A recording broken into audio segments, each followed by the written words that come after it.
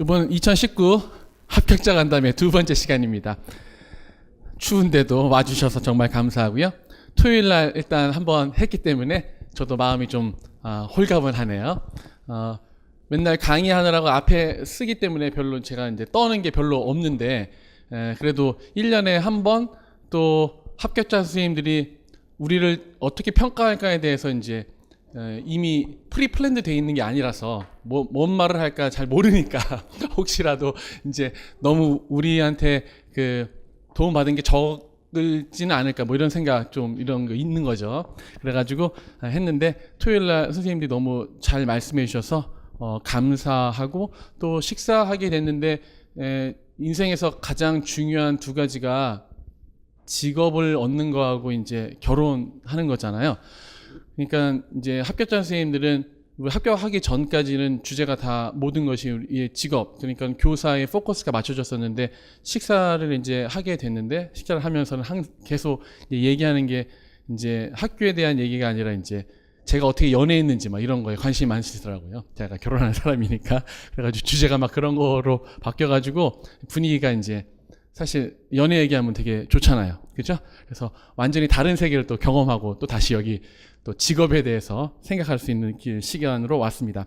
자, 오늘 첫 번째 이제와 두 번째 하신 선생님들은 그 모두가 그 그리는 그 서울 선생님이신데요.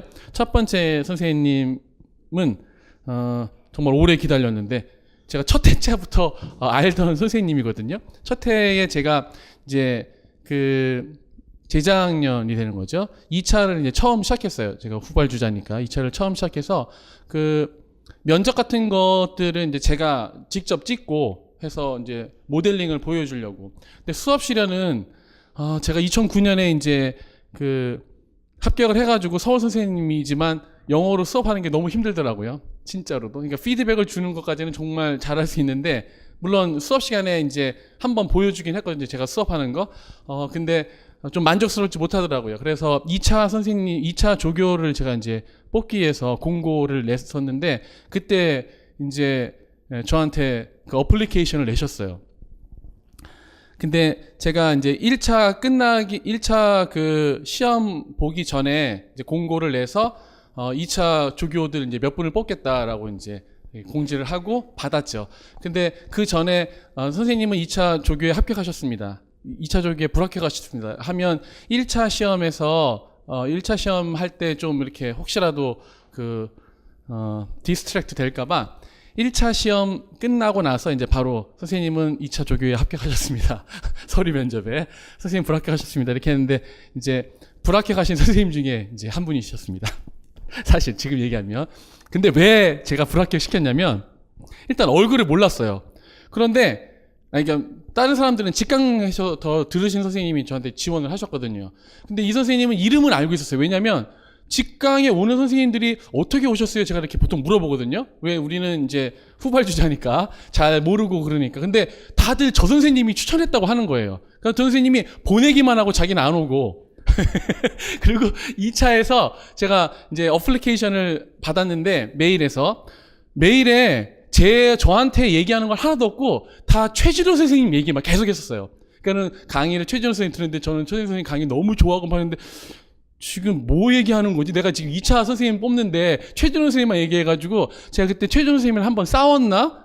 그랬을 거예요. 그래가지고 최진호 선생님 얘기해가지고 안 되겠다라고 하고 이제 제껴놓고 이제 있었는데 그 얘기는 지금 몰랐을 겁니다. 처음으로 얘기하는 건데 그래서 그때 잘랐고요. 근데 수업 시간을 이제 올해 저희 2차 같이 오셔서 하셨는데 정말 진실되게 잘하시고 그다음에 면접도 정말 잘하시더라고요. 그랬더니 이제 1차에서 좋은 성적 받으시고 2차에 이제 합격을 하셨는데 1차 때도 저희는 이제 작년에 이 선생님이 저희 프리패스를 끊었는데 한 번도 잘 안 나타나가지고 맨 끝에 이제 모의고사 때만 인강이 아니라 이제 모국어 때 오셨어요. 그래서 이제 아까 살짝 물어봤더니 그러면 나머지 강의는 다 어떻게 했어요? 했더니 나머지 강의는 자기 아는 후배들 이렇게 준 것 같더라고요. 그래서 이 선생님한테 감사한 건 뭐냐면 서두가 이렇게 기냐면 추천을 엄청 많이 해주셔서 제가 이제 감사할 뿐만 아니라 저희가 이제 초수 학생들이 그리 많지 않거든요. 근데 이 선생님이 너무 홍보를 많이 하다 보니까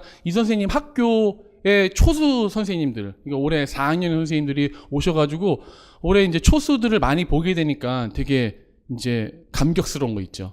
저희를 처음 이제 이렇게 보게 되니까. 그래가지고 이제 하여튼 여러 가지 에피소드가 있는데 이 선생님께서 이제 이 학교 출신 학교에 처음, 그러니까 합격생들은 되게 많았었는데 경기도 합격 올해도 많이 있고 또 지방도 많이 있었는데 서울은 저희가 이제 처음이라고 해가지고 더 감격스러운. 그러니까 계속해서 그 후배들이 올 테니까 그 학교는 이제 또 저희가 이제 접수하는 거죠. 그래서 감사한 마음으로 모시겠습니다. 남세현 선생님. 안녕하세요.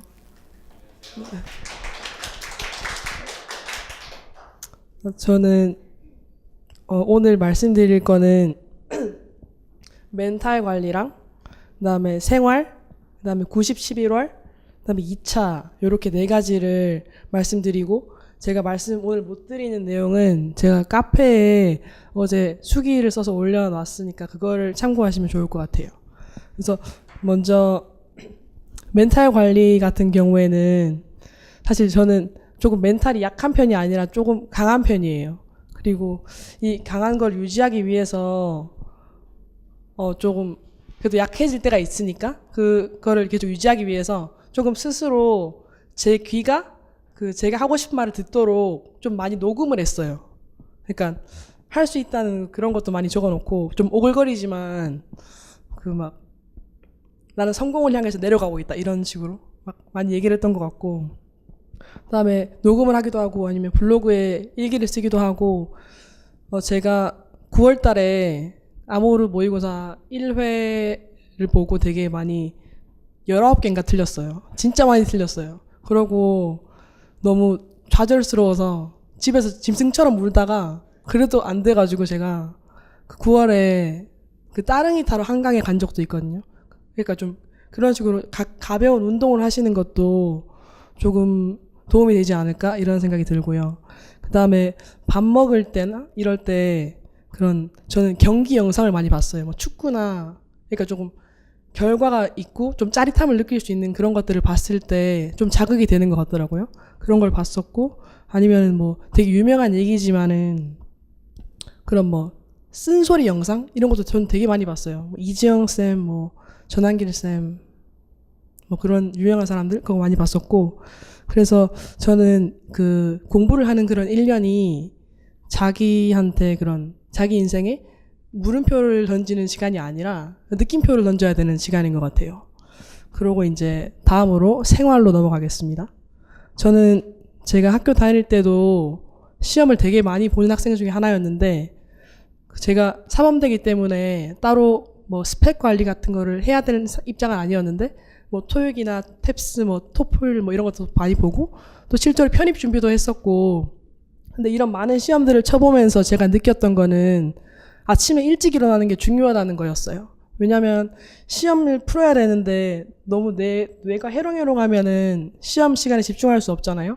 그래서 저는 이거를 하기 위해서 기상 스터디를 좀 활용을 했는데 그냥 대단한 게 아니라 그냥 착석을 했을 때 그 사진을 찍어서 올리는 그런 걸 했었고 그리고 이게 좀 시간이 임박했을 때 임고 시간이 임박했을 때는 5시 반에서 6시 사이에 일어나서 24시간 국밥집 가서 국밥 먹고 독서실 갔었던 것 같아요. 그래서 조금 시간이 다가올수록 최소한 3시간 전에 일어나셔서 조금 개운하게 하루를 시작하시면 좋을 것 같아요. 그리고 생활 관련해서 두 번째 거는 계획표 관련된 건데 저는 여기 보시면 이게 제 월간 계획표거든요. 근데 저는 이 월간 계획표를 주간으로 활용해서 이렇게 세로로가 하루로 될 수 있게 그러니까 이렇게 보면은 일주일 동안 제가 뭐 했는지 과목별로 알 수 있으니까 이쪽 괄호로는 과목을 적고 밑으로는 날짜를 적어서 일주일 동안 했던 거를 좀 파악을 할 수 있게 했었어요. 그리고 세 번째로 90, 11월 관련돼서 말씀드릴 게 뭐냐면 제가 다른 날들도 되게 중요하지만 9월 달 되면은 되게 사람들이 뭐 되게 시간이 임박하니까 뭐 해야 될지 모르고 막 새로운 거 막 하려고 하고 그러잖아요. 근데 저는 같은 거를 반복하시되 실전 연습 하나만 추가되는 시기라고 생각하거든요. 그래서 저는 이때 90, 11월에 아모르 모고를 수강했는데 그 이유는 토요일 하루만 진행되는 거였기 때문이에요. 왜냐면은 이틀 동안 시간을 빼는 게 좀 저는 부담이었고 또 하루 만에 문제도 풀고 해설 강의도 되니까 그때 실전 연습 하루 하는 날로 잡고 하면은 제 공부에 별로 지장도 없으니까 좀 도움이 됐던 것 같고 또 두 번째로 좋은 건 뭐냐면은 그 라이팅 세미나라는 게 진행이 되는데 실제로 저는 라이팅 세미나 바탕으로 리라이팅을 하는 스터디를 직강 듣는 선생님과 같이 했었는데 그분도 붙고 저도 붙었어요. 그런 식으로 그 라이팅 세미나랑 리라이팅을 같이 병행하시면은 자기 답을 어떻게 수정하는지에 대한 큰 도움이 될 것 같아요. 그러고 마지막으로 2차 관련해서는 저도 2차도 아모르 모고를 들었는데 여기서 좋은 거는 뭐냐면은 저는 현직 피드백이 2번이랑 또 수아쌤이랑 시원쌤이 봐주시는 거 하면은 10번 넘을 것 같은데 저는 이런 다양한 연습하면서 제가 잘못을 수정하는 기회가 많았던 것 같아요. 그래서 그래도 좀 전문가가 봐주니까 그런 조금 더 나은 그런 수업 시연이나 면접을 하는 데 도움이 됐던 것 같고 또 뭐 구체적으로 말씀드리면은 뭐 제가 되게 많이 듣는 피드백이 너는 좀 톤이 낮으니까 톤 업을 해라 이거였는데 그렇게 했었던 것 같아요, 실제로. 네, 그리고 제가 마지막으로 드리고 싶은 말씀은 위기를 대처하는 방법이 자기가 어떤 사람인지 보여준다고 하잖아요. 그래서 사실은 지금 여러분들이 겪는 시기가 위기일 수 있지만 그래도 자기 자신이 어떤 사람인지 보여줄 수 있는 가장 좋은 기회라고 생각합니다. 그리고 저도 작년 이 시간에 제 스터디원이 발표하는데 제가 여기 앉아 있었거든요. 그래서 여러분들도 합격하실 수 있을 거라고 믿습니다. 네.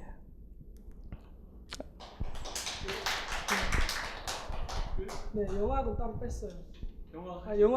영화학만 그럼 잠시 짧게 말씀드릴게요. 네, 영어학은 제가 초수가 아니라서 기본 인강은 이미 들은 상태였고 그래서 2월 10일쯤 공부를 시작했는데 그때 원서 스터디를 했었어요. 그때 4명이 모여서 원서 정해진 기간을 읽고 그거를 2월부터 5월 말, 6월 초까지 했었고요.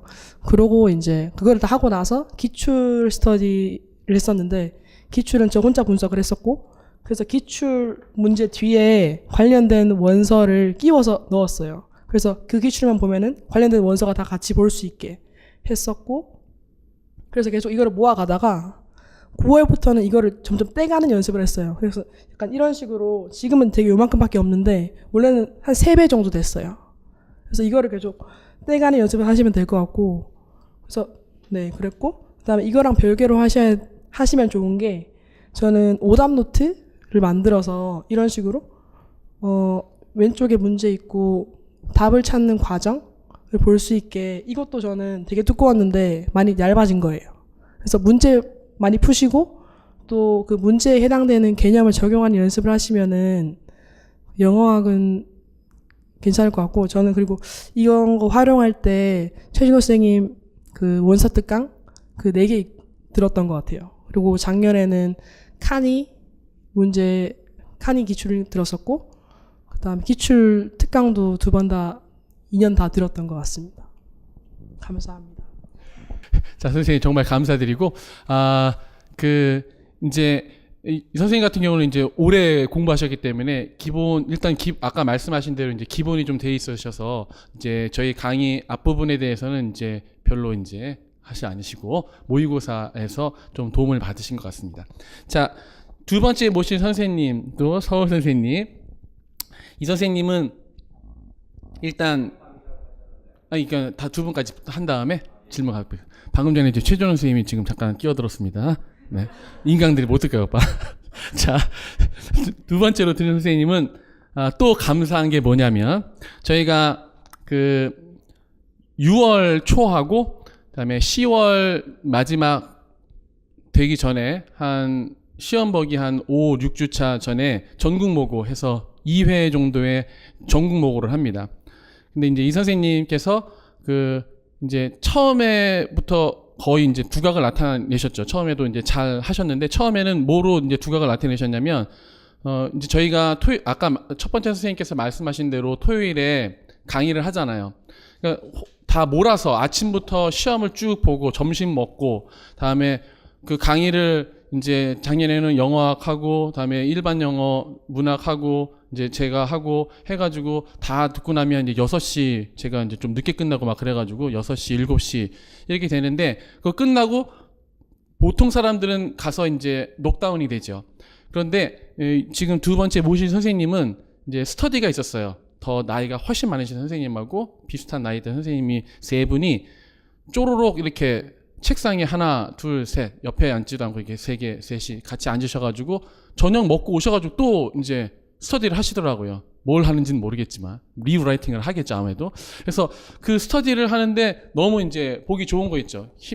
정말 힘들 텐데도 힘든 척도 안 하고 다음에 이제 뭔가 저희가 수업하고 1부 시험 보고 2부 강의를 한 다음에 또 남아서 하는 사람들을 보면 이제 뭔가 이제 면학 분위기가 딱 드니까 강의실이 뭔가 이제 잡히는 느낌? 그 혼자 하는 것도 아니고 이제 셋이 탁 앉아가지고 아무 말도 서로 안 하고 스터디를 이제 하는 것을 보면서 이제 감사드렸죠. 그래서 이제 두 분 선생님을 가시고 제가 이제 맨 마지막에 남아서 있을 때는 세 분 선생님이 스터디를 하시면 제가 이제 사탕 되게 좋아하거든요. 사탕 초콜릿을 되게 좋아해서 그 이제 한 움큼 이렇게 딱 드리고 잼 있는 담나라고 아주 맛있는 사탕 드리고 했던 기억이 있습니다. 그런데 이제 그때까지만 해도 이제 답안이 뭐 엑설런트한지는 잘 몰랐죠. 그냥 성실하시고 그런 줄 알았는데 나중에 이제 아이디 좀 알게 되고 좋은 답안이 나왔는데 그때까지는 완전 엑설런트는 아니었다고 이제 생각이 돼요.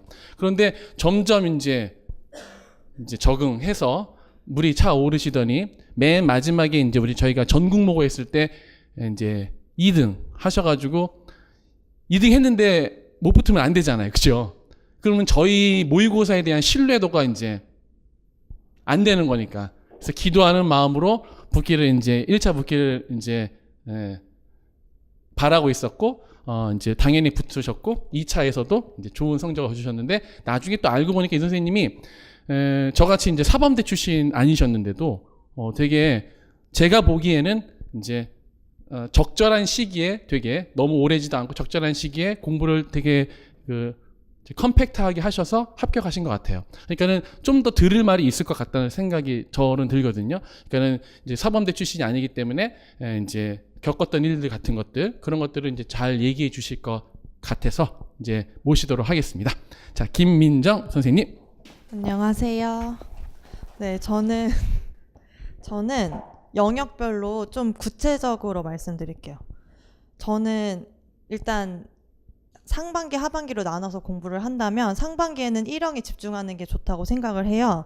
1형이 가장 점수 올리기가 어렵기 때문에 그래서 실제로도 1형에 되게 많이 시간을 쏟았고 그리고 하반기로 갈수록 이제 점점 더 개념을 계속 외우고 답안 쓰고 이렇게 했는데 그래서 1형을 저희는 이제 제가 작년에도 같이 스터디했던 쌤들이랑 2년 연속 스터디를 했거든요. 그래서 저희는 근데 또 항상 뭔가를 스터디를 할 때 목표를 세우고 했어요. 왜 이걸 해야 되는지를 좀 치열하게 고민을 하고 나서 스터디를 했거든요. 그래서 좀 그런 식으로 말씀을 드리면 일반 영어 같은 경우에는 3가지로 방향을 했는데 첫 번째가 독해력 키우기고 두 번째가 라이팅을 할 때 간결하고 플루언트하게 쓰기, 세 번째가 어휘력이었어요. 그래서 독해력 키우는 데 도움이 됐던 게 크게 3가지가 있는데 첫 번째는 기출을 엄청 자세하게 봤어요. 원래는 그렇게 자세하게 안 봤거든요.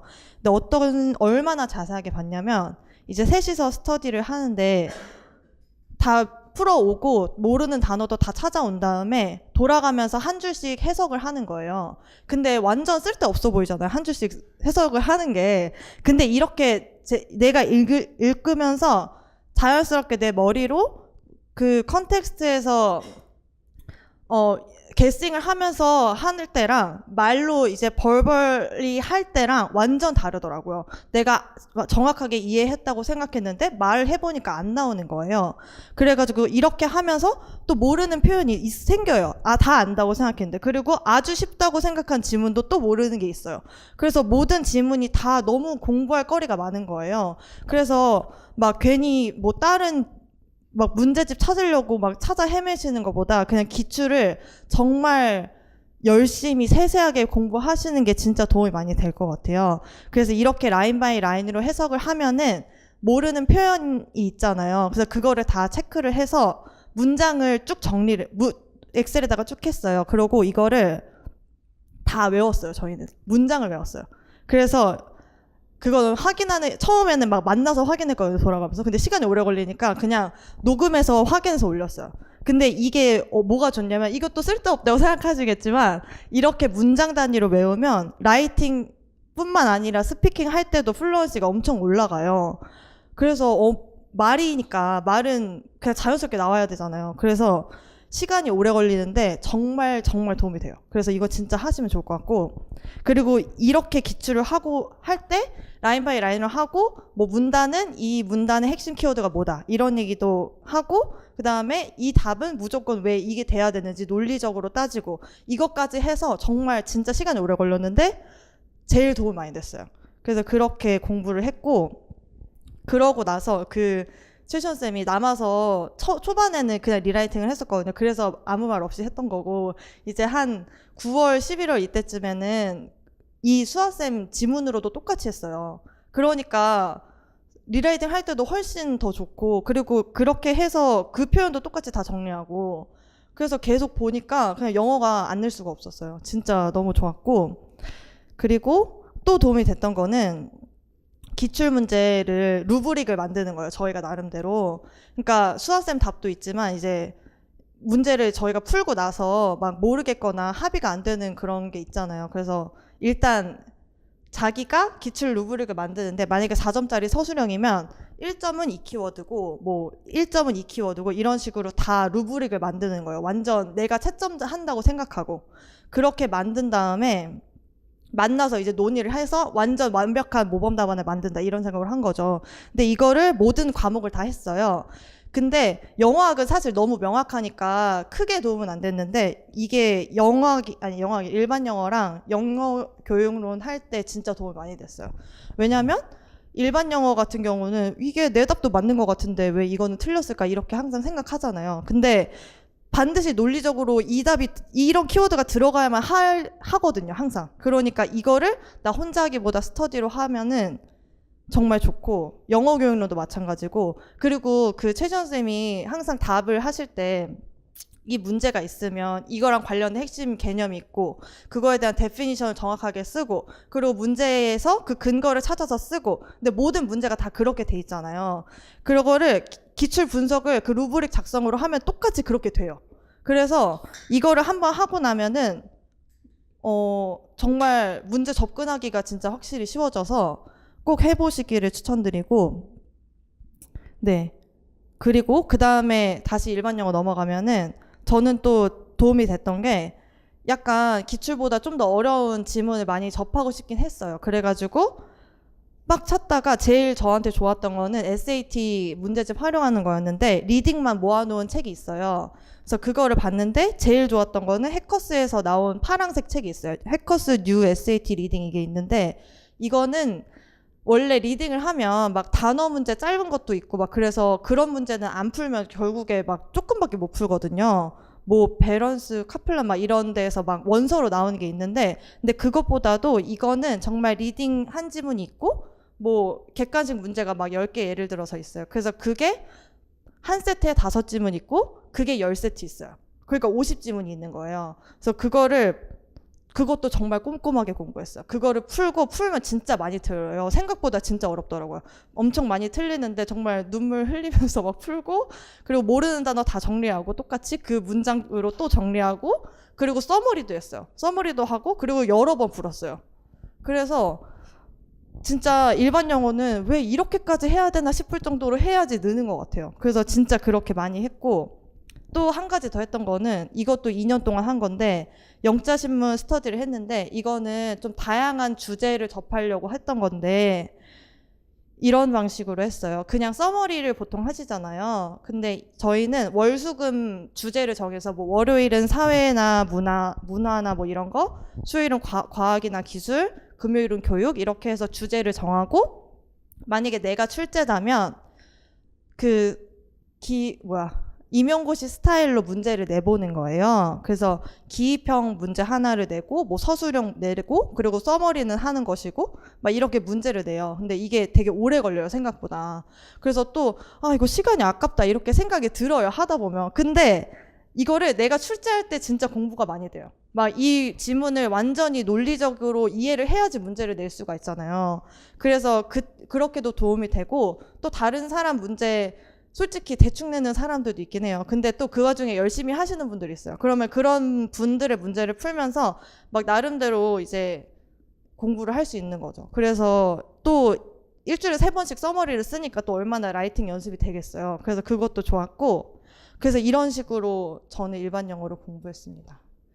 그래서 넘어가서 네, 넘어갈게요. 자, 영어 교육론은 2가지 방향으로 했는데, 첫 번째는 개념을 일단 내재화를 완벽하게 시킨다.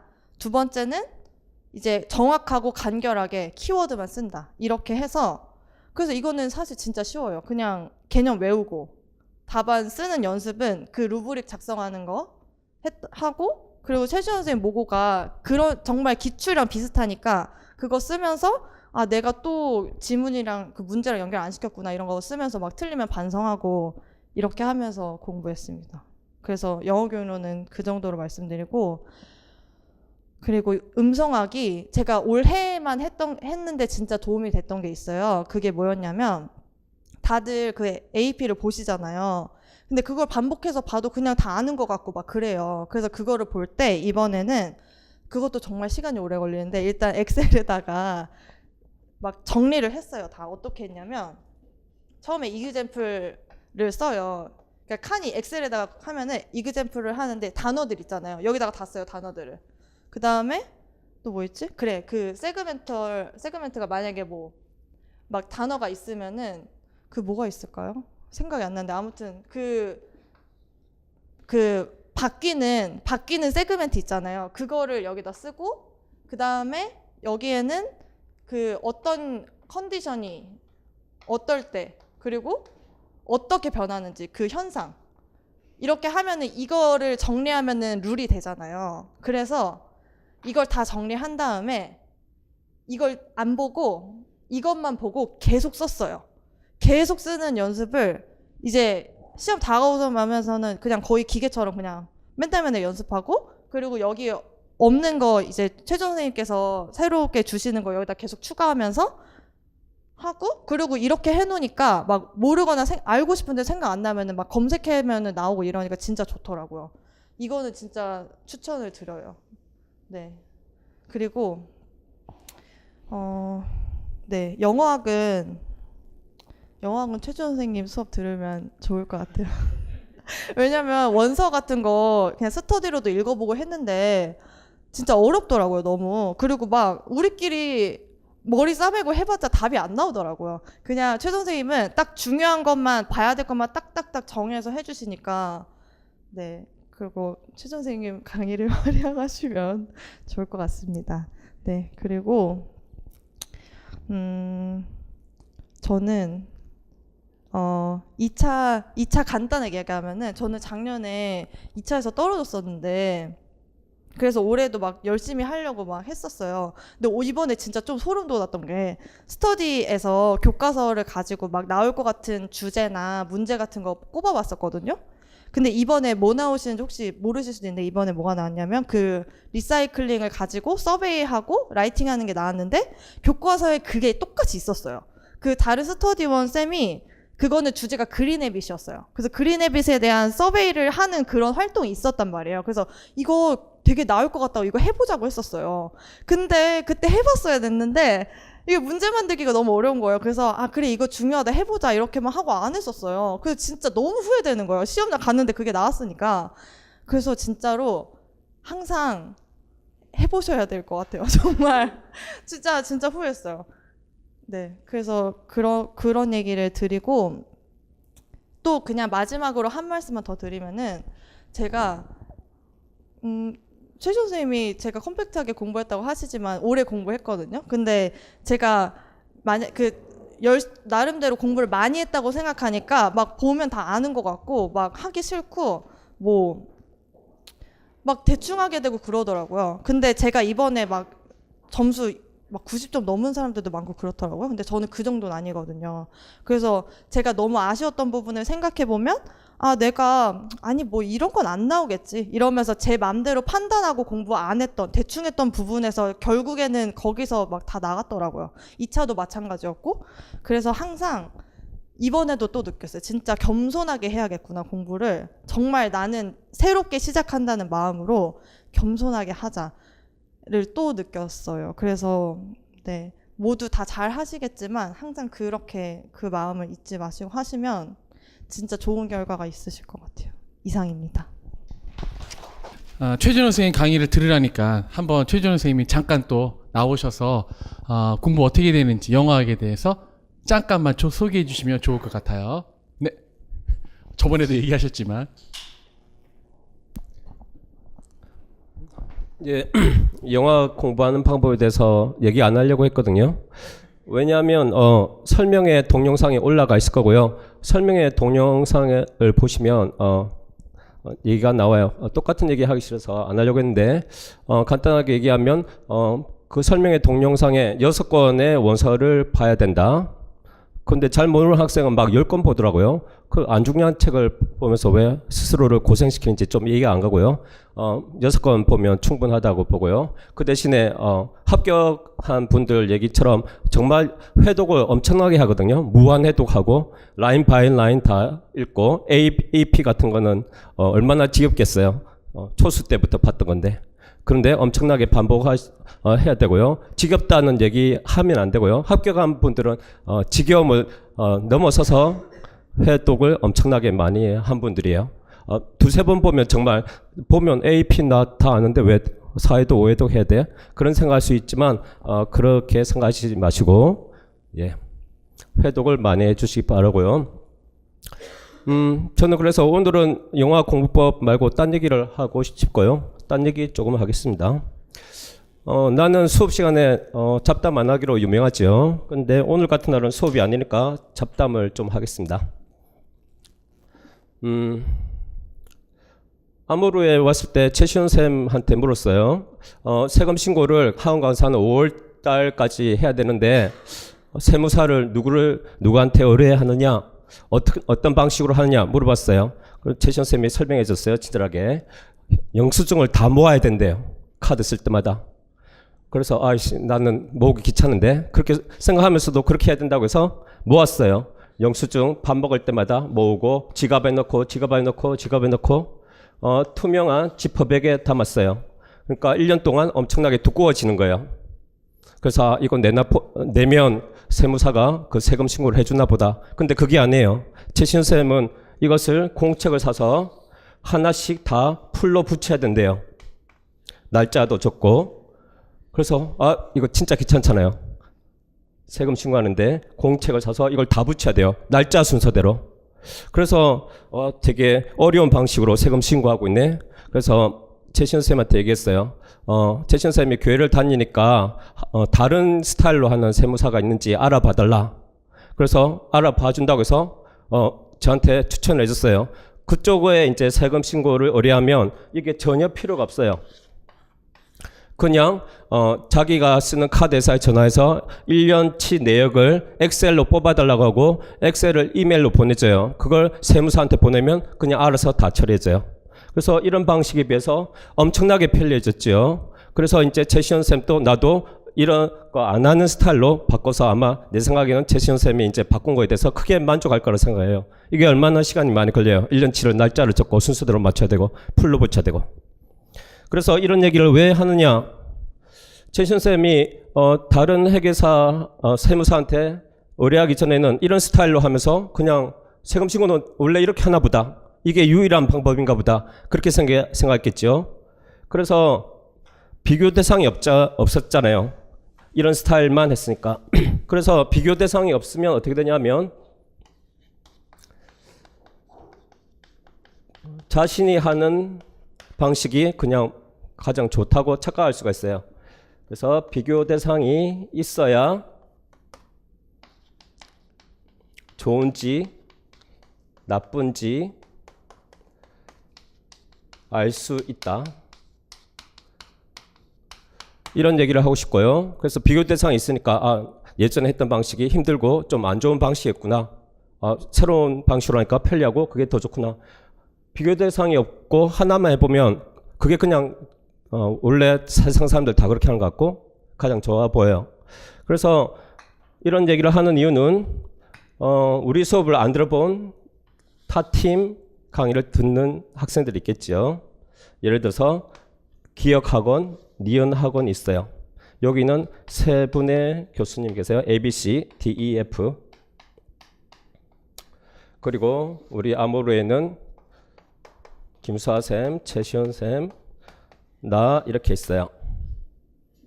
그래서 나는 이제 랜덤으로 수업 끝나서 어떤 학생하고 같이 밥 먹을래 해서 점심을 같이 먹으면서 물어봐요. 그러면서 어떻게 우리 팀을 수업을 듣게 됐냐 하면 김수아 쌤 수업 듣고 좋아서 듣게 됐다. 최시현 쌤 수업 듣고 좋아서 듣게 됐다. 내 수업 듣고 좋아서 듣게 됐다. 그러면 내가 이렇게 물어봐요. 최시현 쌤 수업은 어떻고 어떤 점이 좋냐? 김수아 쌤 수업은 어떻고 어떤 게 좋냐? 그렇게 물어봐요. 예전에 다른 학원 들었냐? 들었대요. 그러면 그분하고 비교해보면 어떠냐? 그렇게 물어보면 이렇게 얘기하죠. 예전에는 기억팀에 1년 가르치시는 문학 가르치시는 A 선생님한테 들었는데 김수아 쌤이 더 잘 가르치세요. 예전에 B라는 교수님의 연교를 들었는데 최시현 쌤이 나은 것 같아요. 진작 최시현 쌤 수업 들을 것 그랬어요. 진작 김수아 쌤 수업 들을 것 같았어요. 물론 나도 마찬가지. 그리고 다른 학생하고 밥 먹어도 마찬가지예요. 김수아 쌤이 나아요. 최시현 쌤 최고예요. 이런 식으로. 그러면 다 비교해서 최고면 우리 팀이 최고인 거죠. 그런데 이 팀만 계속 듣고 우리 팀을 안 들어보면 비교 대상이 없기 때문에 이 팀을 계속 듣는 경향이 있어요. 내가 아모르 학원에 처음 왔을 때 학원 관계자분이 이렇게 얘기하셨어요. 임고생들은 보수적이다. 그래서 나는 이렇게 생각했어요. 사범대생이니까 보수적이겠지. 순결주의자 그런 거 구태의연한 그런 생각을 하나? 그런 도덕적으로 보수적이라는 의미인 줄 알았어요. 근데 그런 의미가 아니라 자기가 수강하는 강사를 안 바꿨다는 거예요. 초수 때 듣고 합격 못해도 그 다음에 또 듣고 또 합격 못해도 이 팀을 계속 듣는다는 거예요. 그래서 다른 팀으로 안 바꾸는 습관이 있다, 습성이 있다. 그런 측면에서 보수적이라고 표현한 거예요. 그래서 내가 하고 싶은 말은 비교 대상이 있어야 좋은지 나쁜지 알 수 있고요. 그래서 보수적인 특성을 가지는 건 이런 측면에서 나는 이해할 수 있다고 생각해요. 자기가 들어봤고 익숙한 교수님들이 잘 가르친 것 같고 생소한 이름도 처음 들어보고 잘 모르는 팀이 생겼다. 그러면 리스크가 있잖아요. 옮겼는데 별로면 괜히 시간 낭비 맞잖아요. 그래서 리스크가 있다는 점에서 잘 안 바꿀 수가 있는데, 그런데 바꿨더니 이 팀이 더 좋다는 걸 깨닫는다면 비교를 해보고 선택을 하는 게 더 현명하지 않은가 생각을 해요. 그리고 노골적으로 좀 더 얘기를 하자면 잘 가르치냐 못 가르치냐 수준을 숫자로 표현해 볼게요. 이 팀은 일령 되게 잘 가르쳐. 연교 잘 가르쳐. 하나 영어하기 이 수준이에요. 그러면 두 분은 좀 별만한데 한 분이 좀 그렇고요. 이쪽은 반대예요. 일령이 한 요 정도, 나머지는 이런 팀이 대부분이고요. 우리 팀은 10, 10, 10 이렇거든요. 그래서 우리 팀 수업 들어보시고 비교를 해보시고 이게 과장하는 말인지 자기도 그렇게 동의할 수 있는지 판단해 보시고 수업을 선택하시기 바랍니다. 이상입니다. 네. 딴 얘기하는 거 처음 들어봤는데. 자, 그거 그렇고 아까 그 두 번째 선생님께서 그 반년 내내 그 1년 되게 고생스럽게 했다고 그랬는데, 물론 그걸 우리가 수능에서 양측이라고 하죠. 네. 그거 말고 좀 더 효율적인 방법이 없는지 우리 김수아 선생님 잠깐 모셔서 좀 컴팩트하고 투입 대비 아웃풋이 좀 더 많을 수 있는 좀 그런 1년 공부 방법 없는지 한번 알아보도록 하겠습니다. 네. 아마 상경하는 선생님이 아직 좀 더 기다려야 되나 봐요. 잠깐. 아, 그래요? 오셨어요? 아, 안녕하세요. 김수아입니다. 네.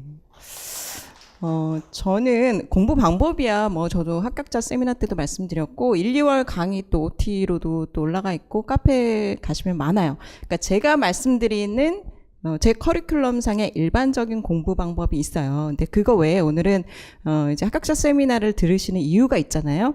그래서 저도 약간 비유적으로 이런 말씀을 드리고 싶어요. 토요일 날 또 이제 저도 합격자 세미나를 이제 들어보고 2년 연속 지금 저희 합격자분들을 만나면서 여러분이 임용 공부를 하시는 것, 그리고 특히나 일반 영어를 공부하시는 거는 그 방법은 저는 결혼 상대를 고르는 거랑 똑같은 것 같아요.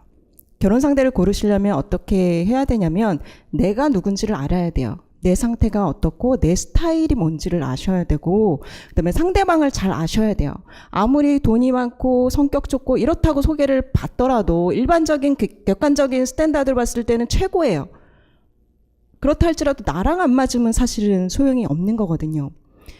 그래서 일단은 그럴 수는 있죠. 나를 잘 모를 수는 있어요. 내가 성격 좋고 남하고 잘 이제 남자들하고 잘 지낼 줄 알았는데 아닐 수도 있어요. 그러니까 나를 좀 판단하는 기준이 필요하고, 그런 면에 있어서 제가 드리는 가이드나 이런 것들을 참고를 하시면 좋을 것 같고요. 그리고 내가 지금까지 공부를 해왔던 게 어느 수준인지 사실 모르잖아요. 그거를 측정하는 게 사실은 좀 필요해요. 그럴 때 이제 제가 드리는 말씀들을 참고를 하시면 좋을 것 같고요. 그리고 이제 나의 학습 스타일 하고 지금 합격자분들이 드리는 것 중에서 좀 적합한 것들을 좀 리스트업을 했다가 여러분들이 공부하실 수 있는 시간과 환경들이 있잖아요.